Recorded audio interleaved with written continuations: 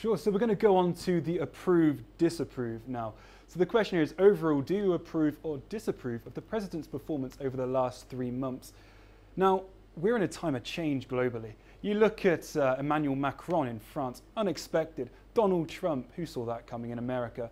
And of course, the recent UK election, which saw the Labour Party of Jeremy Corbyn start to challenge the Conservatives.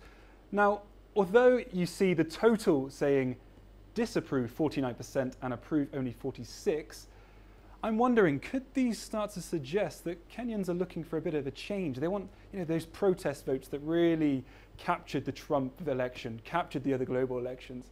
Is that what Kenya are maybe inclining towards? Maybe inclining is a good way of phrasing it. Certainly not definite. Several things to keep in mind here. First of all, look at this figure. Among the supporters of the president's party, 3/4 of them are happy with the way he had performed his job over the previous 3 months. Far more than the 52% who thought the country was going in the right direction, and far more than the 72% who well, that was the negative, but who said their economic conditions had gotten better. I think it was only 18% who felt their economic conditions had improved over the last 3 months.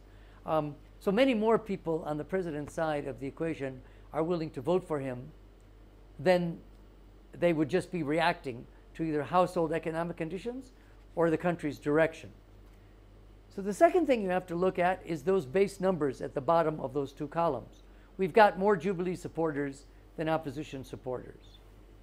And then third, if not finally, this question was asked and answered by everybody, not just to those who are registered voters.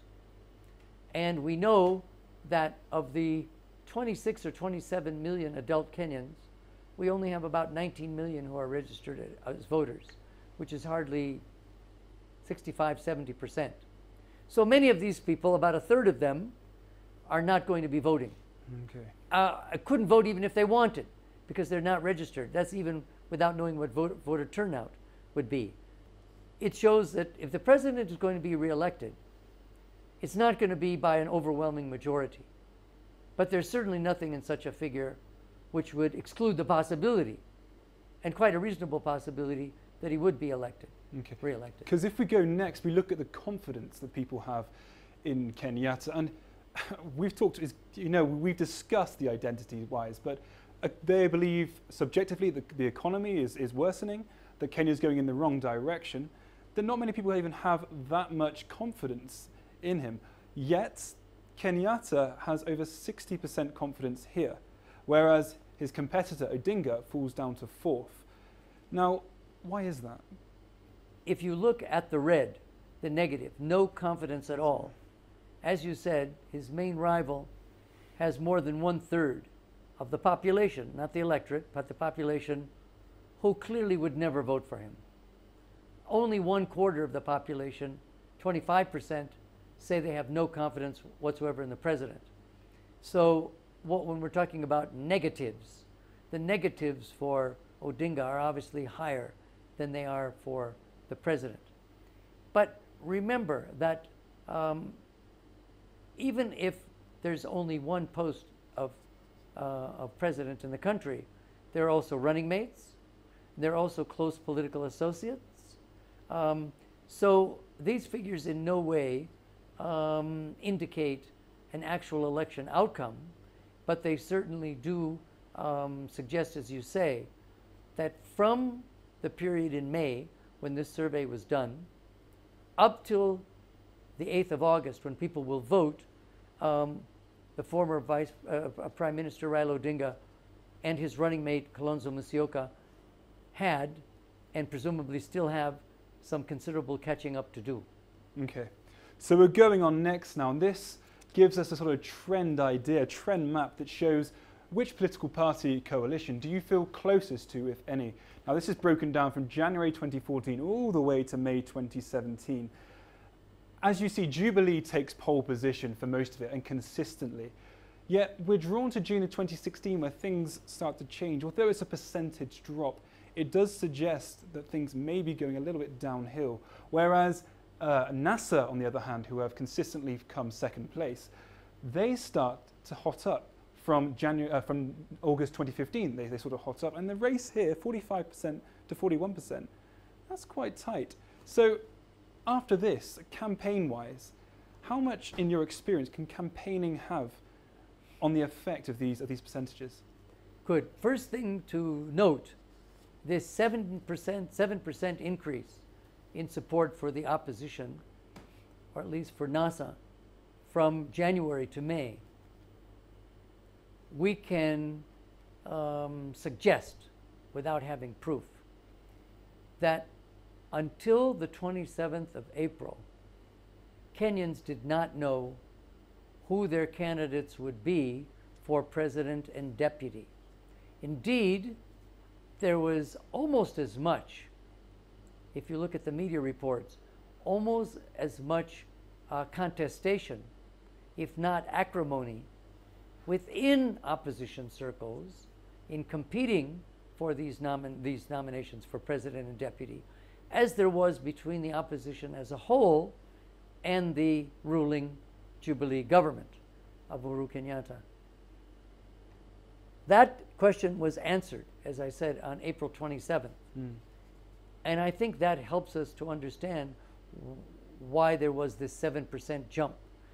Because not only did the opposition announce to Kenyans who their candidates would be, but even those other 2 or 3 individuals who had been competing so energetically for the presidential nomination, they all joined hands to support Raila Odinga as the choice, as they've indeed stayed together up till today. So I think, as you rightly pointed out, the percentage of Kenyans who identify with the ruling party at 45% in May is basically the same as it was 3 years ago, 3.5 years ago in January 2014, within that same margin of error, 44, 45. The statistically measurable jump of increased support for the opposition, so that now, as you also pointed out, there's only a 4% gap. It's because now we finally know what the choice is. It didn't take support for the opposition as a party, CORD, NASA, to 60 or 70%, but now it makes the race competitive. So you're suggesting the trend may stay the same? If that significant increase of 7% from January to May is mainly the result of the coalescing of the opposition behind one pair of candidates, it raises the question of what else would they have to do to eliminate that gap? And that comes back to your question of campaign strategy or other things that may happen over which neither side has control over. And we'll just have to see.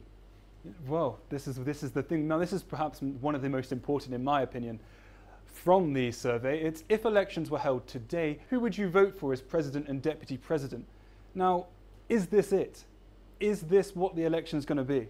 47% say Uhuru and Ruto, and 42%, only a 5% gap, say Raila and Kalonzo. Now, is that it?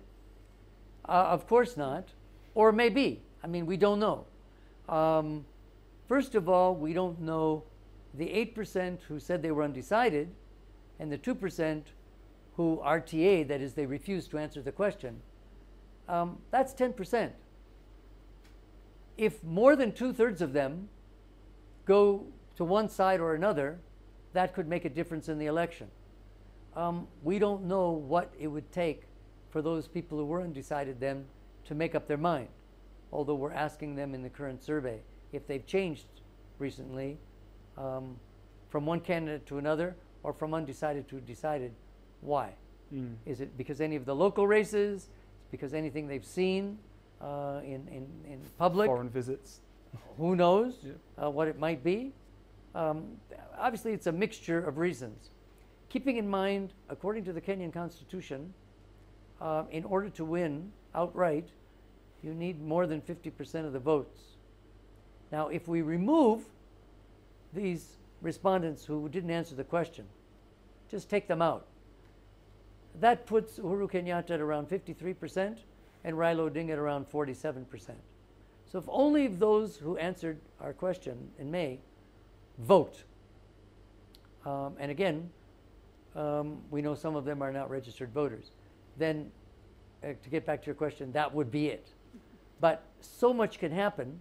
Remember, at that time, we didn't even know the identity of the 6 other presidential candidates who have since been listed. There have been given certificates to run by the electoral body. So there are a number of new factors, and that's why, after doing that survey in May, we didn't just go and close up shop. Absolutely. That's why we're in the field now. So you're suggesting maybe that the next survey results, would they be more of an accurate portrayal of what could happen? Sure, I think the closer we get to the election, unless some absolutely unforeseen thing would happen, should give us a better idea. Pre-election 2013 opinion polls presumably asked a similar question to this. How accurate were they? They were very, very accurate. We had Uhuru Kenyatta, if we took out those who were undecided or wouldn't tell us, in a range of around 47 to 49%. And we had Raila Odinga and his running mate in a range of about 46 to 48%. So he had a slight edge for the president, who became president. What we could not predict is voter turnout. And it was clear from the data that voter turnout in the areas that supported Uhuru Kenyatta was 4 or 5% higher than it was in the areas that voted most strongly for Raila Odinga and Kalonzo Musyoka. So although we couldn't predict the turnout before the election, and we made that very clear, we think our results were very accurate. Thank you, Dr. Tom, for your time. That's all we've got time for. Now, over the coming weeks, we'll be giving you a comprehensive breakdown of the coming election, so watch this space.